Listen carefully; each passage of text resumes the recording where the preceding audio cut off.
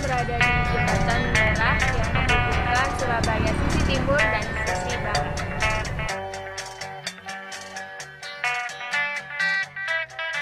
Jembatan ini dibangun atas kesepakatan Pakubuwono II, Mataram, dan VOC pada 11 November 1900. Setelah terjadinya kesepakatan antara Pakubuwono II Mataram dengan VOC pada 11 November 1743.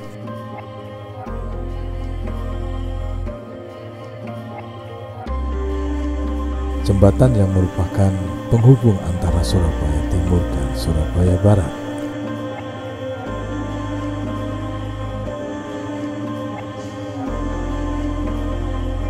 Kawasan Jembatan Merah merupakan daerah perniagaan yang mulai berkembang sebagai akibat dari perjanjian Pakubuwono II dari Mataram dengan VOC pada 11 November 1743.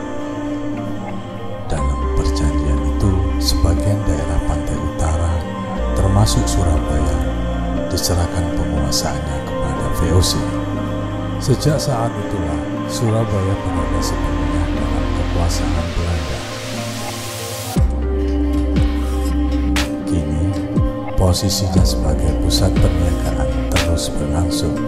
Di sekitar jembatan terdapat indikator-indikator ekonomi, termasuk salah satunya Plaza Jembatan Merah dan kawasan wisata Kota Tua Surabaya, di mana terdapat juga daerah sekitar bangunan-bangunan tua Surabaya yang bersejarah jua.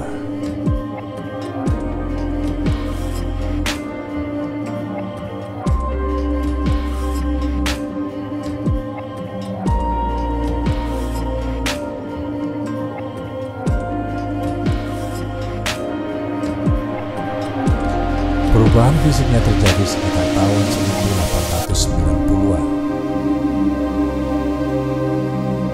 Ketika pagar pembatasnya dengan sungai diubah dari kayu menjadi besi, kini kondisi jembatan yang menghubungkan Jalan Raja Wali dan Jalan Kembang Jepun di sisi utara Surabaya itu hampir sama persis dengan jembatan lainnya.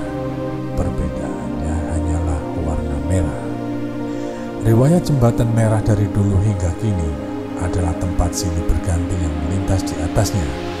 Namun ternyata dalam sejarah pada era VOC, jembatan ini begitu vital, merupakan sarana perhubungan melewati Kalimas, pecahan Sungai Berantas yang berhulu di Mojokerto ke arah Gedung Kepresidenan Surabaya, yang kini sudah tidak ada lagi.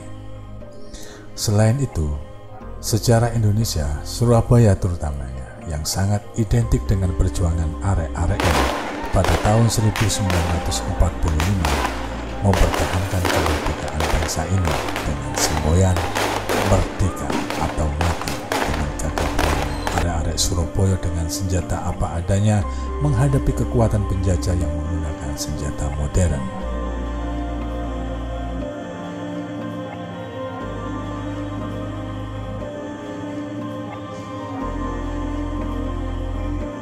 Peristiwa yang sangat terikat oleh jembatan ini yang pada masa itu terdapat Gedung Internasio, merupakan markas pasukan Komando Brigade ke-49 Inggris yang bertugas di Surabaya.